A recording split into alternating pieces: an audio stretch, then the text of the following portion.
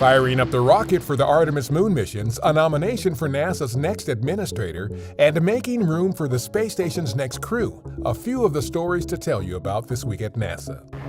On March 18th, we conducted the second Green Run Series hot fire test with the core stage for our Space Launch System, or SLS rocket, at our Stennis Space Center near Bay St. Louis, Mississippi. All four of the rocket's RS-25 engines were fired at the same time during the test to simulate the core stage's operation for a launch, during which it will generate about 1.6 million pounds of thrust. This is a major milestone in advancing our goals and objectives for Artemis.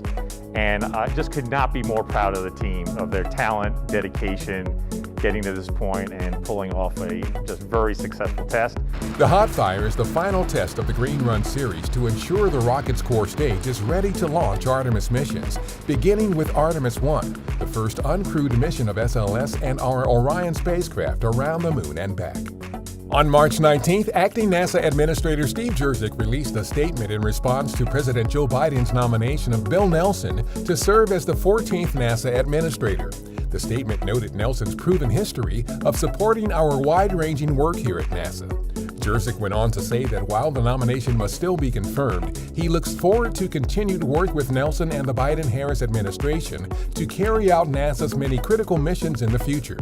In 1986, while the chair of the House Space Subcommittee, Nelson flew aboard the Space Shuttle Columbia as a payload specialist on the STS-61C mission. On March 19th, 3 members of the International Space Station's Expedition 64 crew, including our Kate Rubins, undocked and moved a Soyuz spacecraft from the station's Razvet module to a different docking port. The relocation will allow the next Soyuz crew, which includes our Mark Vande Hei, to dock to Razvet when they arrive on April 9th. Each March, many of us look forward to following our tournament brackets, and it's that time of year again to make your winning picks for Tournament Earth.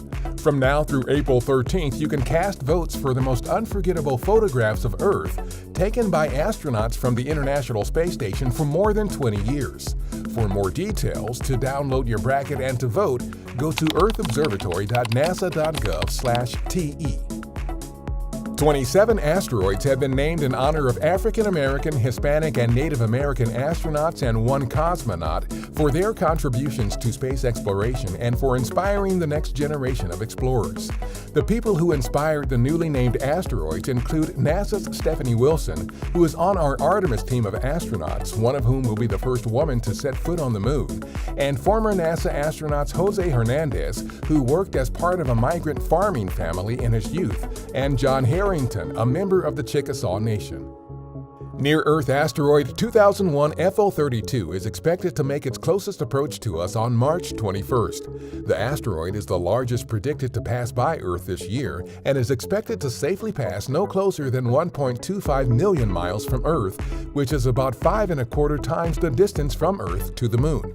The close approach will give astronomers a valuable scientific opportunity to study the asteroid. New results from our Juno mission have for the first time revealed that Jupiter's dawn storms are born on the planet's night side, which Juno can see because it orbits over the planet's poles. Dawn storms are intense early morning brightening of aurorae that occurs at both Jovian poles. These are specific to Jupiter, but researchers say they are very similar to a type of terrestrial aurora called substorms.